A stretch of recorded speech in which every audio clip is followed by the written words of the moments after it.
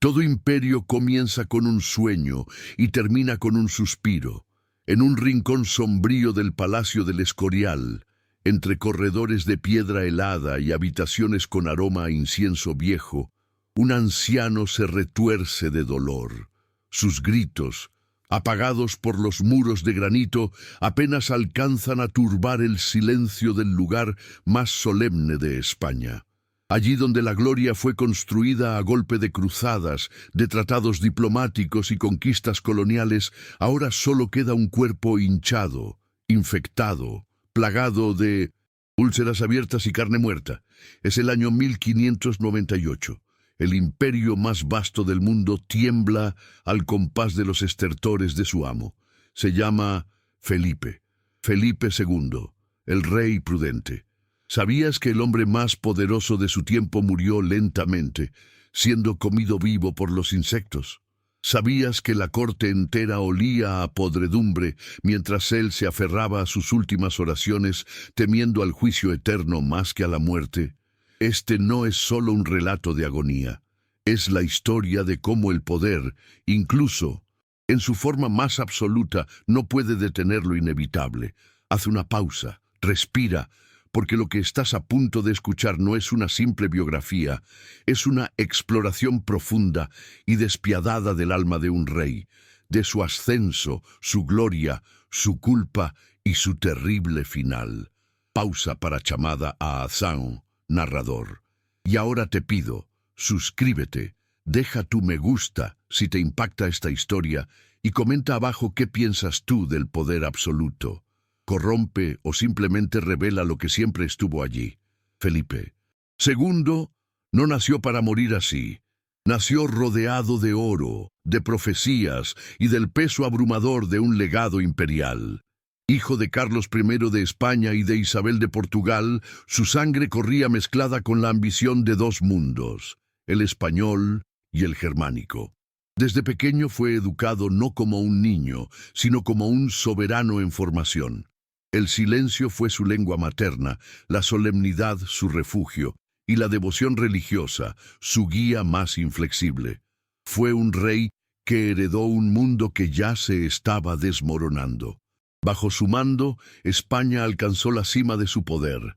Las Filipinas llevan su nombre, los océanos respondían a su bandera. El sol, decían, nunca se ponía en su imperio. Pero con cada conquista venía también una sombra, y con cada victoria un peso más sobre sus hombros. A diferencia de su padre, Felipe no era un guerrero, era un burócrata, un monarca de escritorio que gobernaba con mapas, decretos y cartas, encerrado en su palacio como un monje con corona. Su lema no era conquistar, sino conservar. Y para ello sacrificó todo. Familia, amor, descanso y al final su cuerpo. Se casó 4 veces, perdió a sus esposas y a muchos de sus hijos. Su vida estuvo marcada por la tragedia. La muerte de su esposa María Tudor, reina de Inglaterra, la ejecución de su hijo primogénito Carlos, por orden propia, la pérdida de la armada invencible frente a los ingleses. Su reinado fue tan glorioso como trágico, tan vasto como sombrío, y sin embargo, su fe no flaqueó. Felipe II creía firmemente que era el brazo ejecutor de Dios en la tierra, que su misión era preservar la fe católica, aunque eso implicara guerra, tortura, censura o muerte. Fue un monarca que instauró la Inquisición con mano de hierro, que vigiló cada libro, cada palabra, cada idea que cruzaba sus fronteras. Pero el cuerpo, por más sagrado que se crea, tiene límites. Durante los últimos años de su vida, Felipe II padeció una enfermedad devastadora. La medicina de la época era poco más que superstición envuelta en incienso. Él, que había dictado órdenes a virreyes en América, que había elegido papas y vencido ejércitos, ya no podía mover las piernas sin gritar. Sus piernas estaban cubiertas de llagas purulentas. La gangrena avanzaba, la piel se desprendía. Los médicos intentaban aliviarlo con cataplasmas de hierbas, Pero lo que no sabían era que los gusanos ya se alimentaban de su carne, literalmente. Era un hombre siendo devorado en vida. El hedor en su habitación era tal que los asistentes entraban con trapos perfumados en la nariz. Se dice que los insectos se acumulaban en las llagas abiertas y que él, consciente de su estado, ofrecía su sufrimiento como penitencia por sus pecados y los del reino. El palacio se volvió un mausoleo viviente. Nadie osaba hablar alto. Los monjes rezaban día y noche. Felipe exigía confesiones constantes, misas privadas, reliquias en la cabecera. Vivía aterrado ante la idea del infierno, porque en el fondo lo sabía. Había mandado ejecutar a su propio hijo. Había autorizado matanzas en Flandes. Había perseguido herejes hasta el último rincón del imperio. Su alma estaba en juego, pero antes de este final, antes del dolor y del olor a muerte, hubo un joven rey, un príncipe educado para reinar, obsesionado con el control, con la ortodoxia, con la pureza de la fe. Y ese joven poco a poco fue construyendo un sistema de poder tan sólido como inhumano. Porque Felipe II no solo gobernaba territorios, gobernaba almas, gobernaba el pensamiento, la conciencia, la verdad. En esta historia veremos cómo se forja un imperio desde la obsesión y cómo ese mismo imperio se tambalea cuando el cuerpo de su creador se convierte en ruina. Veremos a un rey encerrado en sus pasillos de mármol, firmando sentencias mientras su corazón se vacía. Veremos cómo el poder absoluto no solo transforma a los pueblos, sino que deforma al propio portador de la corona.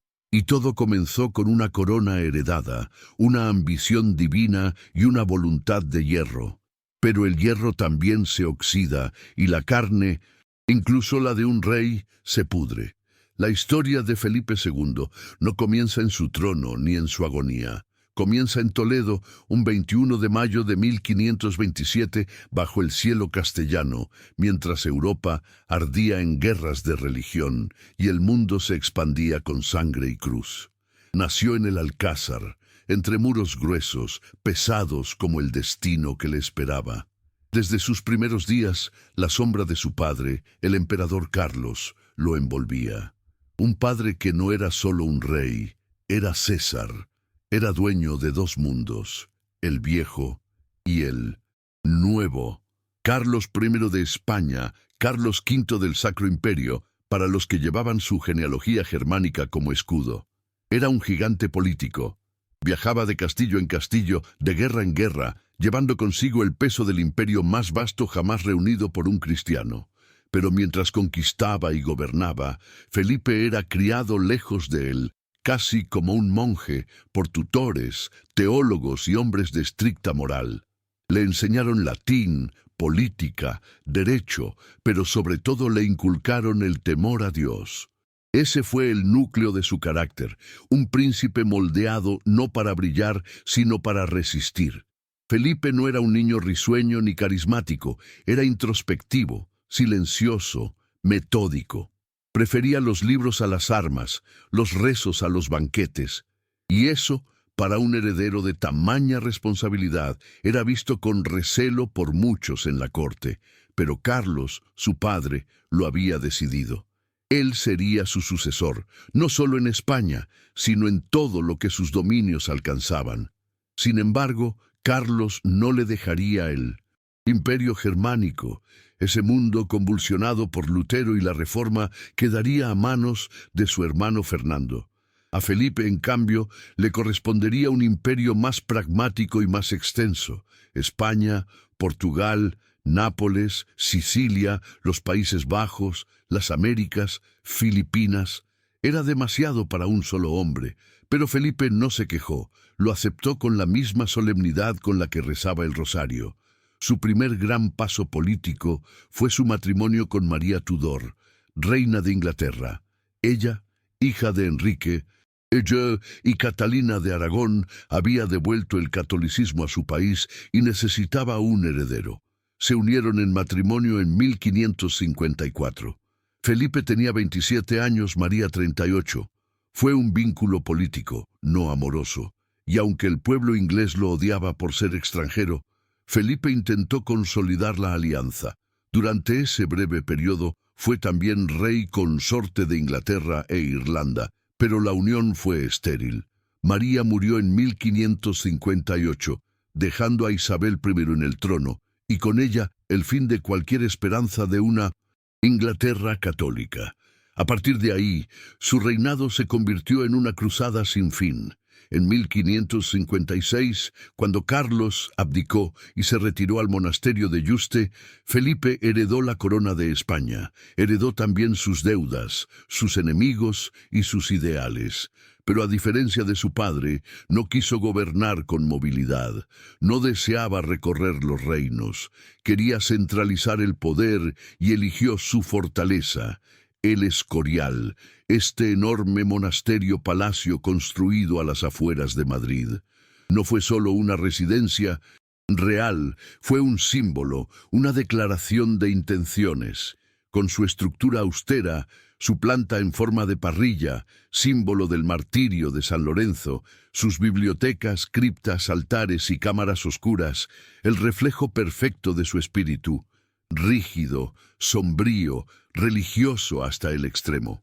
Desde allí gobernaba todo, revisaba documentos, dictaba decisiones, vigilaba a sus virreyes, leía informes de ultramar. Felipe era obsesivo, se decía que leía cada carta que le llegaba, que corregía detalles mínimos, que decidía hasta los colores de los uniformes coloniales. Para él, el desorden era herejía, la improvisación, pecado, y su fe lo guiaba en todo. Consideraba que su mandato venía directamente de Dios. Por eso su lucha contra el protestantismo no era solo política, era espiritual. Ordenó persecuciones, ejecutó rebeldes, apoyó guerras religiosas. La Inquisición se fortaleció bajo su mando. Cada pensamiento debía ser católico. Cada acto debía glorificar a Cristo y a la Iglesia. Pero esa obsesión tenía consecuencias. Los Países Bajos, región próspera y diversa, se rebelaron contra su autoridad. Allí la sangre corrió durante décadas. Las órdenes de Felipe fueron implacables. Enviaba ejércitos, imponía gobernadores como el duque de Alba, quien instauró un régimen de terror. Miles de vidas se perdieron, y aunque en su conciencia creía defender la verdadera fe, en los hechos sembraba odio, resistencia y destrucción. Su visión del mundo era binaria, el bien y el mal, España y el Sint, enemigo, la cruz y el demonio, y en medio su persona como eje de todo. Pero Felipe también fue un mecenas. Amó las letras, protegió a escritores, encargó obras a arquitectos, acumuló una de las bibliotecas más importantes de Europa. Era un hombre culto, erudito, profundamente comprometido con el conocimiento, siempre que éste no contradijera la ortodoxia. Y mientras tanto, el cuerpo empezaba a traicionarlo. No era un hombre fuerte, sufría de gota, de fiebres, de problemas estomacales. Con los años, su salud se fue quebrando, y con cada enfermedad, su carácter se hacía más áspero, más desconfiado. Se aislaba, desconfiaba incluso de sus propios hijos, especialmente de uno, don Carlos. Este joven príncipe, hijo de su primera esposa, María Manuela de Portugal, nació débil, deformado por la consanguinidad y por un parto complicado. Desde niño mostró signos de desequilibrio emocional. Era violento, impredecible, iracundo. Felipe intentó educarlo, corregirlo, salvarlo, pero pronto entendió que era imposible y tomó una decisión que marcaría su vida para siempre. Encerró a su propio hijo en una celda bajo vigilancia permanente. Don Carlos murió poco tiempo después en circunstancias misteriosas. Algunos dicen que fue suicidio, otros que murió de hambre o envenenado. La historia jamás lo aclaró por completo, pero el pueblo nunca lo olvidó. Felipe II, el rey piadoso, había condenado a su hijo. ¿Era un acto de justicia o de miedo? Ese fue el primer gran quiebre en su alma. A partir de ahí, el hombre que buscaba perfección comenzó a rodearse de ruinas, ruinas invisibles al principio. Pero cada año, cada decisión, cada cadáver más en su conciencia iban cobrando su precio, y la carne silenciosa comenzaba a descomponerse. Aún faltaban años para que los insectos hicieran su festín, pero la muerte ya había empezado su lento trabajo. En los pasillos fríos del Escorial, donde las paredes parecían absorber el susurro de las oraciones, Felipe II caminaba cada vez menos. Su cuerpo, atacado por la gota, le obligaba a permanecer días enteros postrado con vendajes calmantes y una voluntad de hierro que se negaba a ceder. Pero aunque su cuerpo vacilaba, su poder seguía intacto. Gobernaba desde la cama entre dolores insoportables. Tomaba decisiones que afectarían a continentes enteros. Uno de los momentos más desafiantes de su reinado fue la relación con Isabel I de Inglaterra. Aquella mujer que desde la muerte de María Tudor había tomado el trono con firmeza, representaba todo lo que Felipe odiaba. Una reina protestante, culta, astuta, hereje y decidida. Isabel era su rival política y su antagonista espiritual. Los conflictos navales entre España e Inglaterra eran constantes. La piratería inglesa, apoyada por la corona, saqueaba barcos españoles en el Atlántico. Y detrás de esos actos, Felipe veía no solo ataques económicos, sino herejía e insulto divino. Entonces decidió actuar. En 1588 ordenó la construcción de la mayor flota que Europa había visto hasta entonces.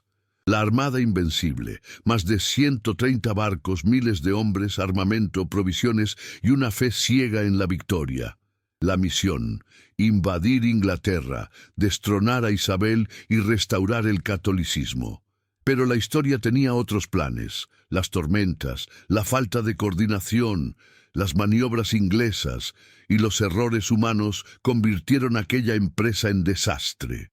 La Armada Invencible fue deshecha por el viento y por el fuego. Decenas de naves naufragaron. Miles de hombres murieron sin haber tocado suelo inglés. Fue un golpe brutal para el orgullo español y para el alma de Felipe. No se enfureció, no lloró, solo rezó. Dijo: «No he enviado mis naves a luchar contra los elementos». Y volvió a sus papeles, a sus informes, a su retiro melancólico, pero algo se quebró dentro de él. Nunca más intentaría conquistar Inglaterra. Nunca más miraría hacia el norte con esperanzas. Desde entonces, su energía se concentró en sus dominios, en contener las rebeliones en Flandes, en administrar el creciente imperio americano, en fortificar la fe católica, en prevenir cualquier forma de disidencia interna. Felipe II fue un rey de muros y llaves. Donde otros construían alianzas, él levantaba fortalezas. Donde otros dejaban hablar, él silenciaba.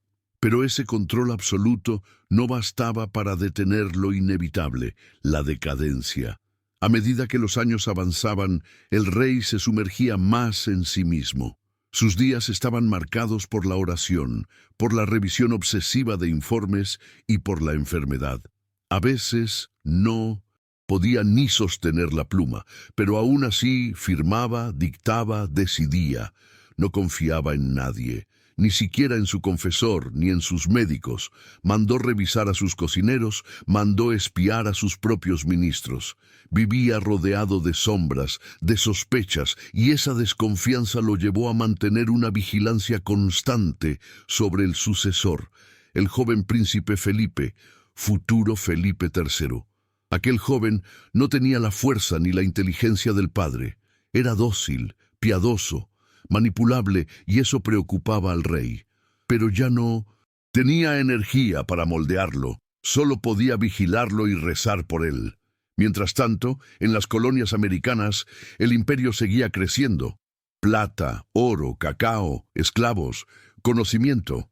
Desde México hasta Lima, desde La Habana hasta Manila, el mundo español se expandía. Pero esa expansión tenía un costo humano colosal. Los pueblos indígenas eran sometidos. Las enfermedades europeas diezmaban poblaciones. La evangelización se hacía con espada y cruz. Felipe nunca visitó América, nunca cruzó el mar. Pero en su mente cada rincón del imperio era suyo.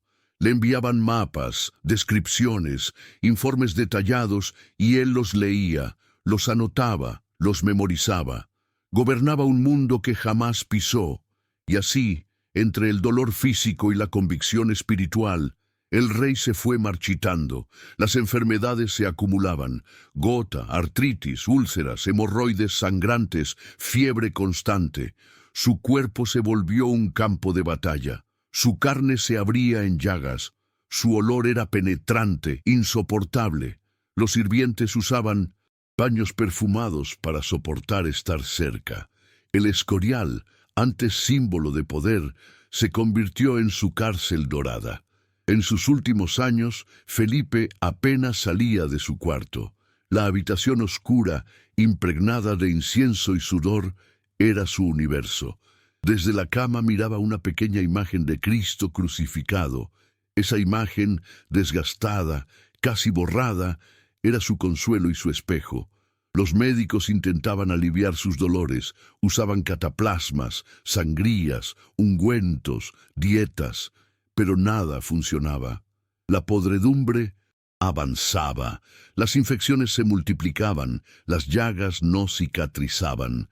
La carne se deshacía lentamente mientras él seguía gobernando, y mientras el cuerpo se hundía, la mente seguía alerta.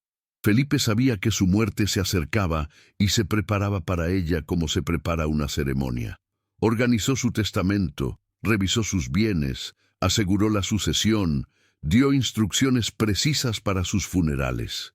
Quería ser enterrado en el Escorial, en la cripta real, junto a su padre Carlos y los demás monarcas. Pero antes aún debía resistir, porque la muerte para él no era un descanso, era un juicio, y temía ser hallado culpable. Culpable de soberbia, de dureza, de decisiones equivocadas. Culpable por la sangre derramada, por su hijo muerto, por sus enemigos muertos, por sus súbditos olvidados, por sus dudas silenciadas. La corona pesaba ya no como símbolo, sino como maldición. Y aún así no la soltaba, y cuando finalmente la fiebre lo derribó por completo, cuando el dolor se volvió un río incesante que lo arrastraba hacia el abismo, el cuerpo comenzó a pudrirse. Antes de morir, no murió de golpe. No exhaló un último suspiro dramático que pusiera fin a su tragedia como un actor en su clímax. Felipe II se deshizo lentamente, día tras día, hora tras hora. Su cuerpo dejó de ser un símbolo de realeza para convertirse en un escenario de descomposición viva. La enfermedad, la edad, el castigo divino, como él mismo lo percibía, se manifestaron de forma explícita, grotesca, casi medieval. La gangrena comenzó en los pies. Primero fue la piel que se tornó negra, áspera, como cuero calcinado. Luego vino el olor. Una mezcla de carne muerta y fluidos pútridos que ni las velas aromáticas ni el incienso podían ocultar. Los médicos intentaron cortar, drenar, vendar, pero era inútil. La carne cedía, se abría, y con esa apertura llegó la invasión. Moscas, gusanos, insectos atraídos por la carne del rey. Las crónicas de la época, aunque cuidadosas en su lenguaje, no pudieron ocultar el horror. Había larvas en las heridas. Los sirvientes, horrorizados, las retiraban con pinzas, con paños, con manos temblorosas. Las úlceras se convertían en nidos. Cada mañana, al cambiarle las vendas, encontraban movimiento dentro de su cuerpo, como si la tierra ya estuviera reclamando su trozo de monarca antes del entierro. Y sin embargo, él estaba lúcido, consciente. A veces deliraba por la fiebre, pero volvía a la razón. Preguntaba por el estado de las provincias, firmaba documentos, leía informes, escuchaba confesores y, sobre todo, oraba. Oraba como quien intenta convencer a Dios de que su sufrimiento es suficiente penitencia, como quien suplica no por la vida, sino por el perdón. El cuarto se convirtió en una capilla, las cortinas cerradas, los santos colgados en cada rincón, las reliquias, los crucifijos, las cuentas del rosario, las misas continuas. Se rezaba día y noche, no por su curación, esa esperanza ya había muerto, sino por la redención. El rey creía que estaba siendo juzgado en vida, que el infierno había comenzado ya y quería pagar todo antes de cruzar el umbral. En medio de esa decadencia, la corte seguía funcionando. Ministros, nobles, embajadores esperaban noticias. Algunos lloraban, otros conspiraban. Todos sabían que el fin estaba cerca y con él la transición más temida, el cambio de poder. Porque con la muerte de un rey nunca muere solo un hombre, muere un sistema, una estabilidad, una era. Y nadie sabía si el heredero sería capaz de sostener ese legado. El príncipe Felipe, futuro Felipe III, visitaba a su padre con regularidad, pero evitaba las largas estancias. El olor, la visión del cuerpo deshecho, la presencia constante de la muerte eran demasiado para él. No era un joven fuerte, era piadoso, sí, pero débil, maleable. Y ya había quien comenzaba a susurrar al oído del futuro monarca, preparando su ascenso incluso antes del último suspiro del rey enfermo. Pero Felipe II no soltaba el cetro ni simbólicamente. Aún en su agonía seguía dando órdenes, dictaba cartas, reorganizó el Consejo de Estado desde su lecho de muerte. Desconfiaba de todos, de los nobles, de los obispos, de los generales. Solo confiaba en sus confesores y en Dios. Y ni siquiera de este último estaba seguro, porque en la soledad absoluta de sus noches, entre el zumbido de las moscas y el goteo lento de sus fluidos corporales, Felipe se preguntaba, ¿valió la pena? ¿Qué había ganado con tanto poder, con tanto sacrificio, con tanto control? Fue el rey más poderoso de su tiempo. Gobernó territorios donde el sol no se ponía jamás. Decidió el destino de millones. Fue defensor de la fe, brazo de la iglesia, terror de los herejes. Pero ahora solo quedaban gusanos y dolor y oscuridad. Su agonía se prolongó semanas. Los médicos ya no hacían nada, solo esperaban, cambiaban vendas, aplicaban aceites y mantenían la compostura. Nadie debía ver al rey desmoronarse del todo. Era un deber de la corona proteger incluso la imagen del moribundo. Pero el hedor cruzaba los muros. La noticia del estado del rey llegó a toda España. En las catedrales se ofrecían misas por su alma. En los pueblos se rezaba por su partida. Algunos lo veneraban, otros lo temían, pero nadie era indiferente. El Escorial, ese monumento al orden, a la fe y al poder, se convirtió en tumba anticipada.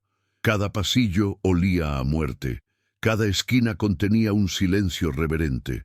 Los cortesanos hablaban en susurros y el príncipe, futuro rey, se preparaba. Pero nada podía prepararlo para lo que vendría, porque la muerte de un rey no solo es un momento biológico, es un terremoto espiritual y político. La corte española, acostumbrada al absolutismo feroz de Felipe II, se encontraba ante el abismo. Nadie gobernaba como él, nadie oraba como él, nadie odiaba, ni amaba, ni sufría como él. Una madrugada de septiembre de 1598, el rey no respondió al llamado de sus criados, no movió los labios, no abrió los ojos.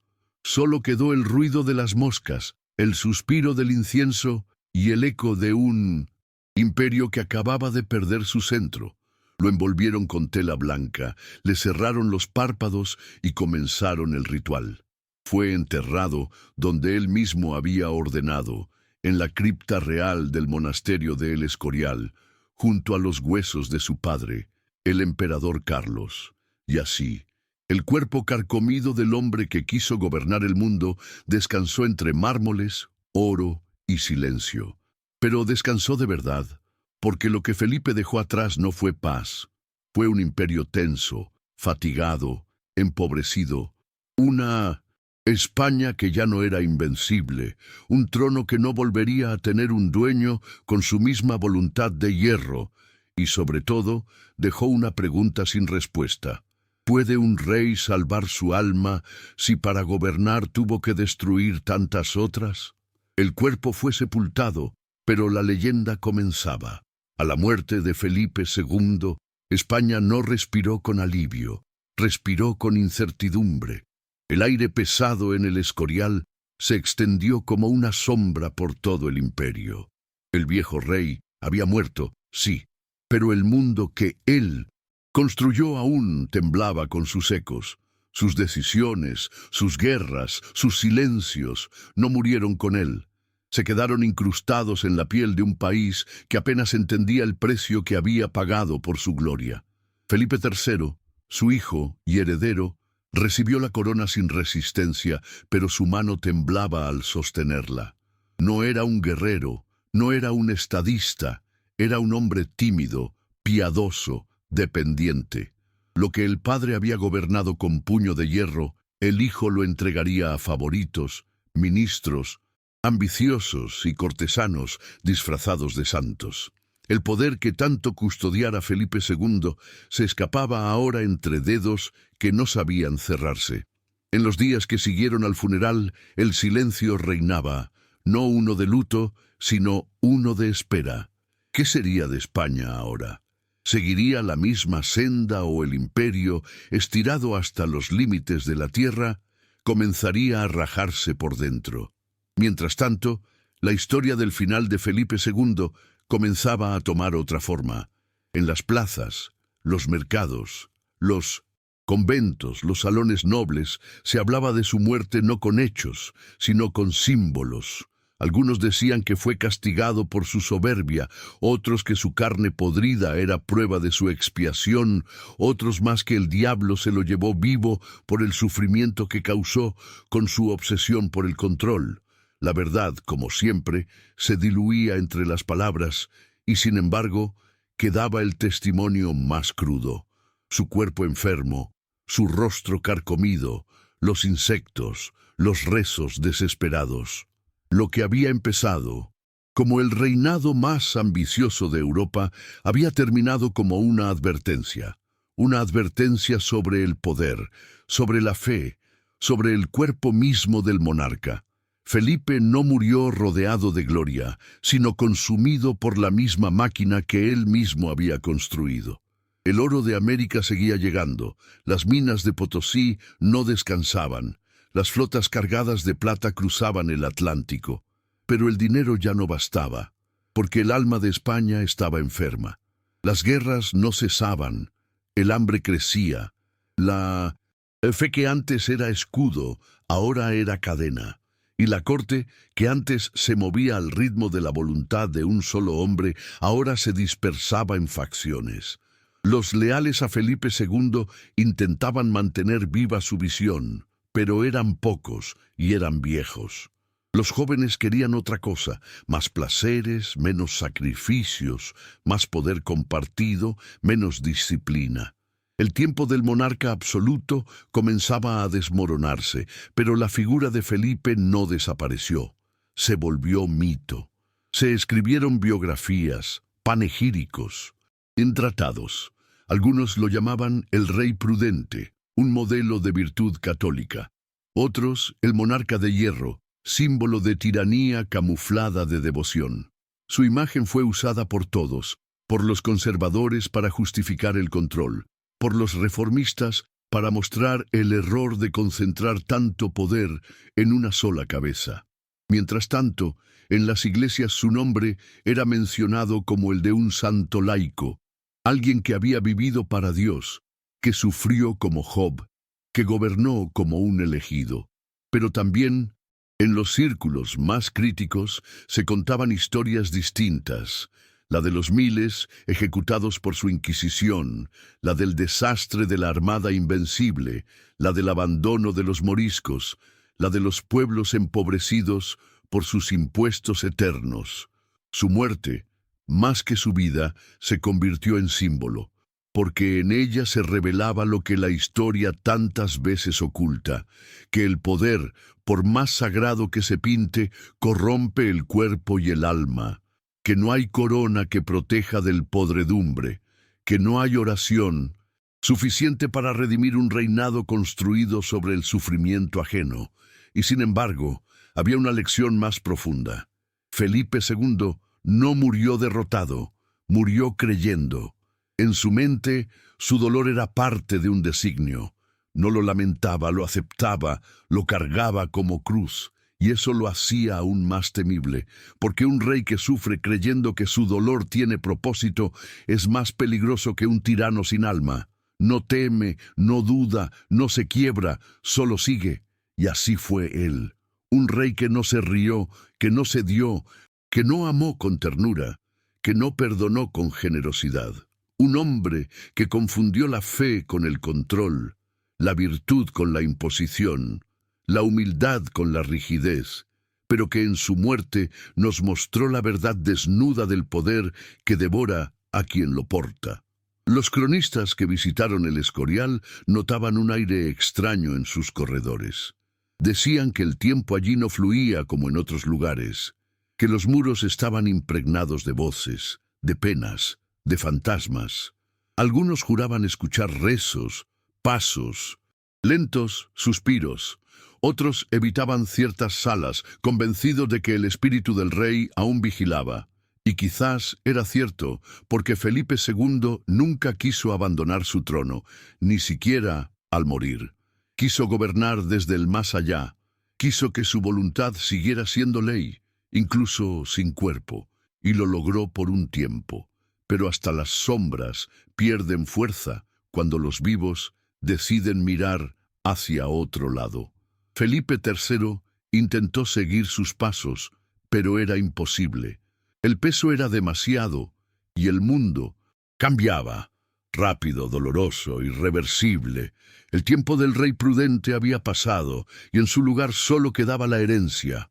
Un imperio inmenso, fracturado, glorioso y enfermo. Una máquina imparable, sin piloto. Pero la historia aún no había terminado, porque después de Felipe II vendrían otros reyes, otros cuerpos, otros destinos, y cada uno a su manera pagaría el peso del trono. Ni siquiera la muerte logró silenciar a Felipe II. Su presencia seguía imponiéndose sobre los vivos como una sombra, colosal, proyectada desde los fríos pasillos del Escorial hasta los rincones más distantes de las colonias ultramarinas. Su fallecimiento no liberó a España de su peso, tan solo transfirió esa carga a los hombros de un imperio que comenzaba a desmoronarse en silencio, carcomido desde dentro como el cuerpo del propio monarca. Felipe III, su hijo, asumió el trono con un espíritu muy distinto al de su padre.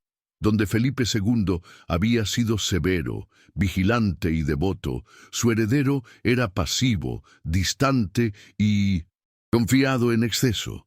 Prefería los banquetes a los consejos, el ocio a la oración. En realidad, quien gobernaba era el duque de Lerma, su valido.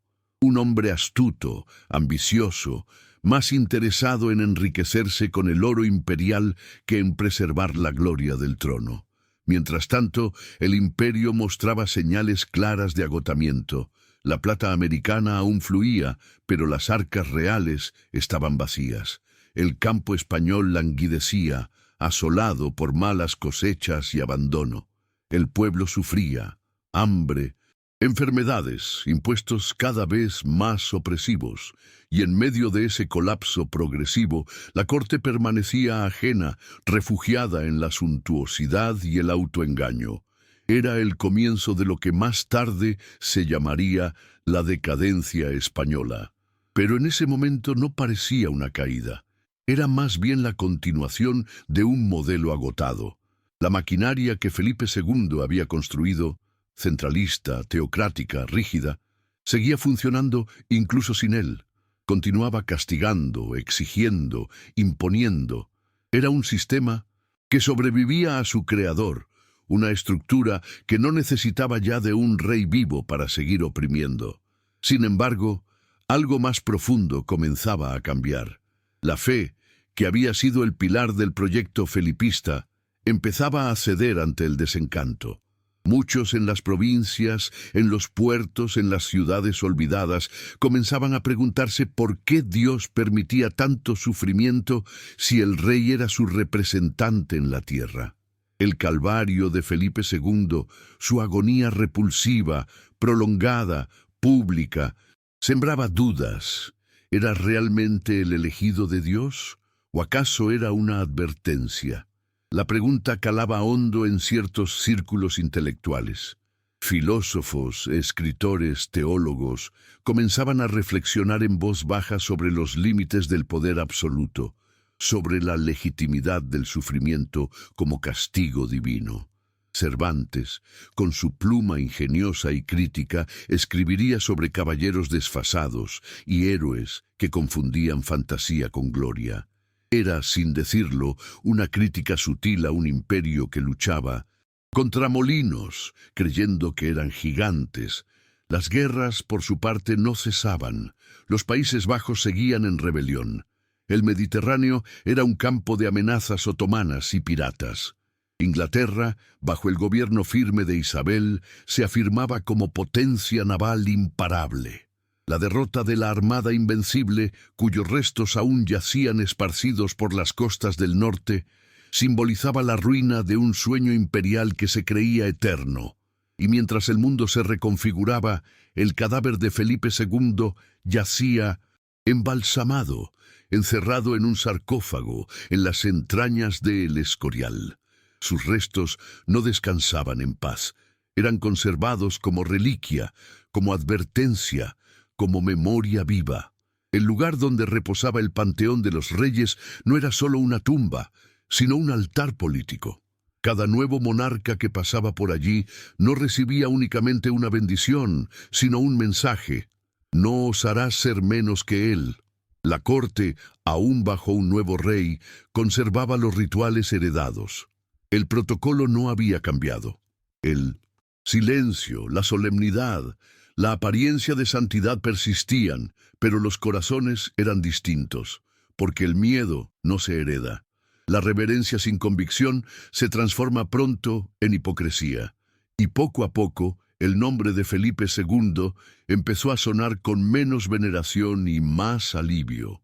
Para el pueblo seguía siendo el prudente, pero en las tabernas, en los mercados, en las conversaciones susurradas, comenzaron a surgir otros nombres: Felipe, el obsesivo, o peor aún, el rey que se pudrió en vida. Eran formas populares de explicar lo inexplicable. ¿Cómo podía un hombre tan piadoso, tan recto, morir de manera tan repulsiva? Algunos teólogos, en voz baja, comenzaron a elaborar una teoría peligrosa. Decían que el sufrimiento del rey no era castigo, sino signo de elección divina.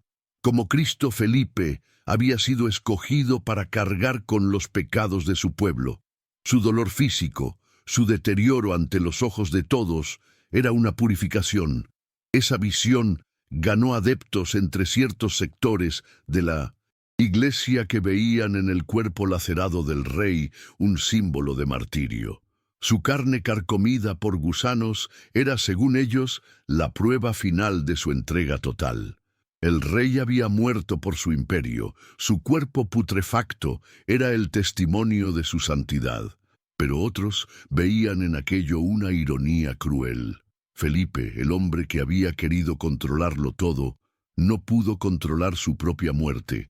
El soberano que había calculado cada decreto, cada alianza, cada oración, fue vencido por lo más ínfimo: insectos sin pensamiento, larvas que devoraban su carne como si no distinguieran entre un rey y un mendigo. Y lo más simbólico era eso: su cuerpo, aún limpio y sepultado, jamás fue purificado por la historia, porque detrás de los títulos, del misticismo, de los monumentos, lo que quedaba era un hombre torturado, un hombre cuya fe lo impulsó a la grandeza, pero también a la dureza. un hombre que creyó ser instrumento de Dios y actuó como dueño del destino ajeno. Felipe II gobernó con la convicción de estar cumpliendo una misión divina, y quizá lo estuvo, pero su final sirve como advertencia. Ni los elegidos se libran del peso de la carne, ni los reyes escapan a la podredumbre, ni los más prudentes evitan el juicio del tiempo.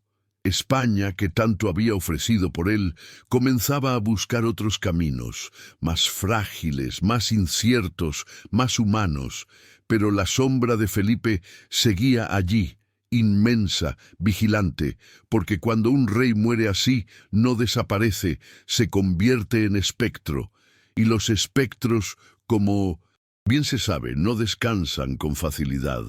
Años después de su muerte, el nombre de Felipe II seguía flotando sobre España como un espíritu implacable. Su figura, encerrada en retratos oscuros y en las crónicas de los cortesanos, había dejado de ser meramente histórica. Se había convertido en símbolo, en advertencia, en dogma.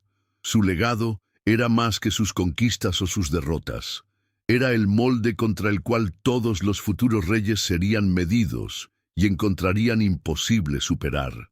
Mientras tanto, el imperio seguía en pie, pero no de manera triunfante. Era una fortaleza con grietas. Por fuera, el escudo de armas aún brillaba.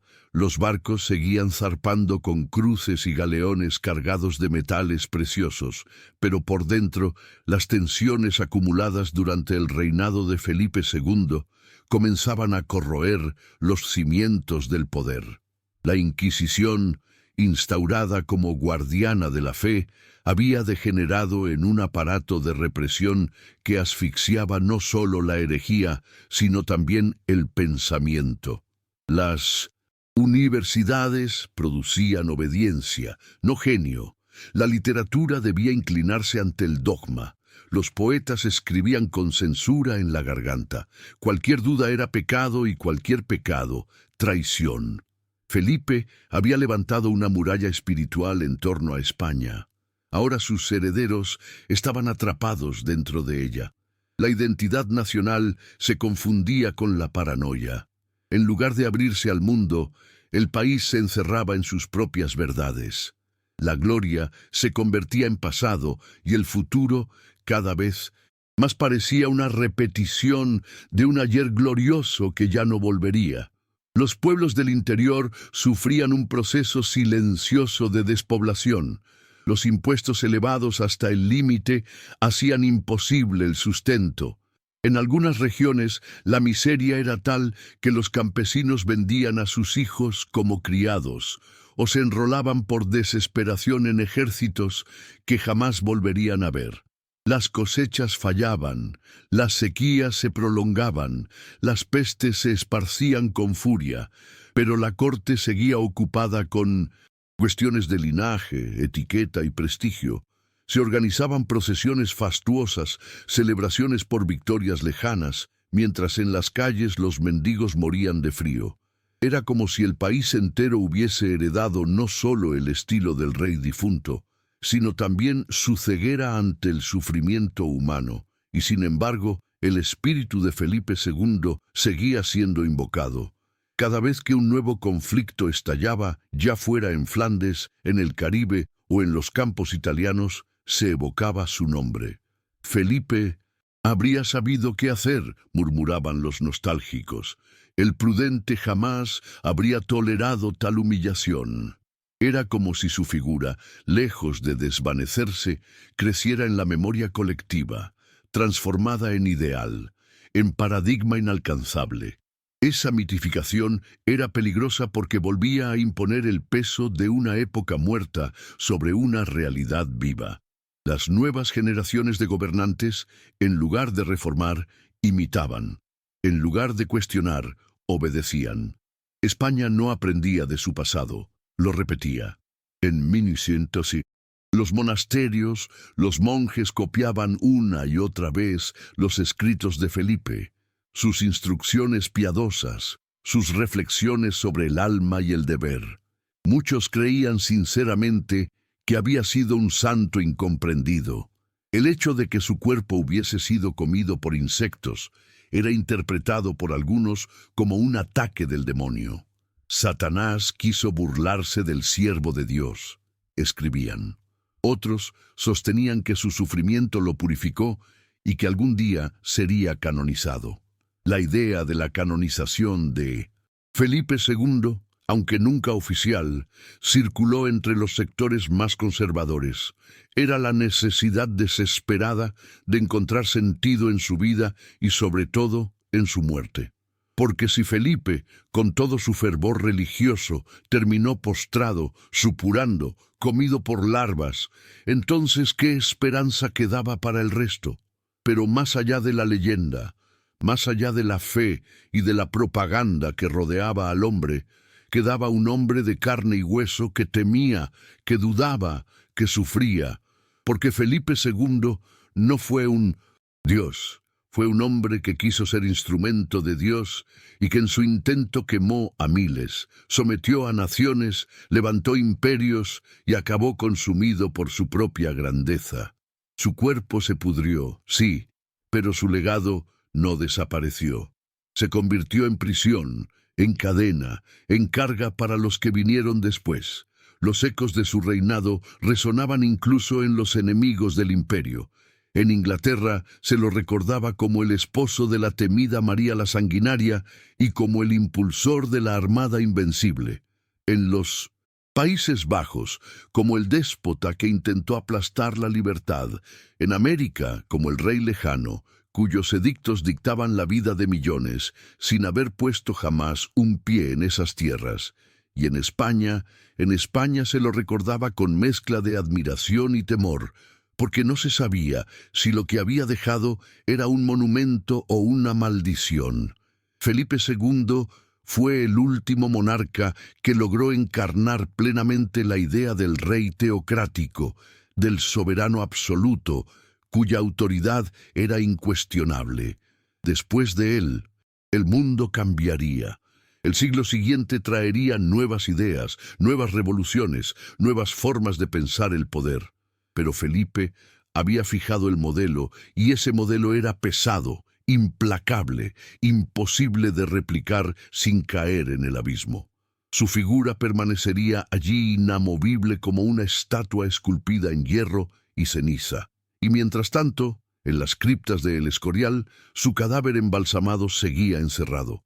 Algunos decían que su rostro había quedado contraído en una expresión de sufrimiento eterno. Otros aseguraban que los gusanos jamás lo abandonaron del todo, que incluso dentro del mármol seguían su obra silenciosa, como si la muerte, al igual que la historia, se negara a dejarlo en paz. Porque hay reinados que terminan con la muerte, pero hay otros que comienzan justo en ese instante. Las campanas del Escorial seguían repicando en los días de solemnidad, recordando a todos que allí, en el corazón de piedra de aquel monasterio-palacio, yacía un hombre que había sido llamado la sombra de Dios sobre la tierra. Pero incluso el eco de esas campanas parecía cansado, arrastrando notas graves, como si cada repique llevara consigo el peso de un pasado demasiado grande para ser glorioso, demasiado oscuro para ser orgullo. Felipe II fue para muchos el último gran monarca de una España que aún creía que su misión en el mundo era salvar almas y dominar tierras. Pero a medida que el tiempo avanzaba, su imagen comenzó a cambiar. Ya no era solo el prudente, el devoto, el constructor del Escorial, el mártir de la disciplina. Era también el hombre que había cerrado las puertas al mundo, que había enterrado a su nación en una fe que ya no iluminaba, sino que encadenaba. Su reinado había sido tan vasto, tan absoluto, que la misma noción de sucesión parecía imposible. ¿Quién podría gobernar después de él sin vivir bajo su sombra? ¿Quién podría hablar sin que su voz se comparase con la del rey muerto? Su hijo Felipe III heredaría la corona, pero no la visión, no el hierro en la voluntad, no la intensidad del deber, Sería un rey débil, rodeado de favoritos, incapaz de sostener el monstruo burocrático y militar que su padre había creado. Y ese sería el destino de España por generaciones. Vivir en el eco de Felipe II, tratando de imitarlo, de superarlo, de corregirlo sin conseguir nunca liberarse de él. En América, los virreinatos replicaban la estructura de rigidez y control que Felipe había impuesto. Las minas seguían produciendo plata, los impuestos se multiplicaban y los pueblos indígenas eran explotados bajo el pretexto de una evangelización obligatoria. Se hablaba de civilización, de salvación, de gloria, pero bajo esas palabras se escondían cadenas. Todo obedecía al sueño de Felipe, un imperio donde cada centímetro estuviera bajo la voluntad de Dios y donde Dios hablara solo a través de su rey. Ese sueño, que a ojos del mundo moderno parecería una pesadilla, era para él la única forma justa de existir. En su mente cualquier disidencia era caos, toda duda era rebeldía y todo sufrimiento una prueba sagrada. Por eso, incluso mientras los gusanos devoraban su carne y las úlceras lo reducían a un despojo, jamás renunció a la idea de que estaba cumpliendo una misión divina, que su dolor tenía sentido, que su sangre era ofrenda, que su muerte sería el cierre perfecto de una vida consagrada. Y en cierto modo lo fue, porque el destino cruel, en su precisión, le dio justo lo que su vida había exigido: una muerte sin consuelo, un lecho rodeado de eclesiásticos que repetían salmos mientras él se retorcía en su propio pus.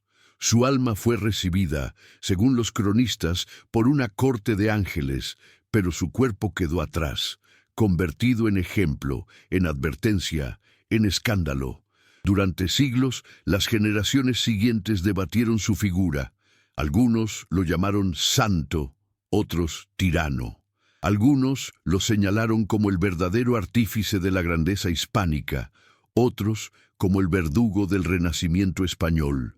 Lo cierto es que su muerte, grotesca y silenciosa, encapsuló la paradoja de su reinado, lo sublime y lo repulsivo fundidos en un solo cuerpo. A medida que los siglos pasaron, el mundo cambió. La Ilustración cuestionó los dogmas, las revoluciones derribaron monarquías, el poder dejó de ser divino. Pero allí, en la tumba de mármol negro, Felipe II seguía presente como un espectro que no se deja enterrar. Hoy, cuando se visita el Escorial, aún se siente la frialdad del mármol, el peso de la simetría obsesiva que él diseñó. Cada piedra parece hablar en su idioma: silencio, control, eternidad. Y en medio de ese mausoleo de piedra y sombra, la historia murmura que hubo un rey que quiso reinar para siempre, que se creyó instrumento del cielo, que construyó un imperio para la fe y terminó prisionero de su propio ideal. Porque Felipe II no fue vencido por enemigos externos, no cayó por una rebelión o una revolución. Fue derrotado por el tiempo, por la vida misma, por su propio cuerpo, por el mismo Dios en cuyo nombre gobernó. Y tal vez allí se esconda la última y más trágica de sus verdades, que ningún hombre, por más vasto que sea su imperio, por más devoto que sea su corazón, puede huir de sí mismo. El rey murió. El imperio poco a poco se agrietó. El mundo siguió girando, pero su historia, la de Felipe, el prudente, el implacable, el mártir del poder, continúa siendo una advertencia, un espejo, una herida abierta en el alma de un país que aún lucha por reconciliarse con su pasado. Porque hay reyes que mueren y hay reyes que, aún muertos, no dejan de gobernar. M.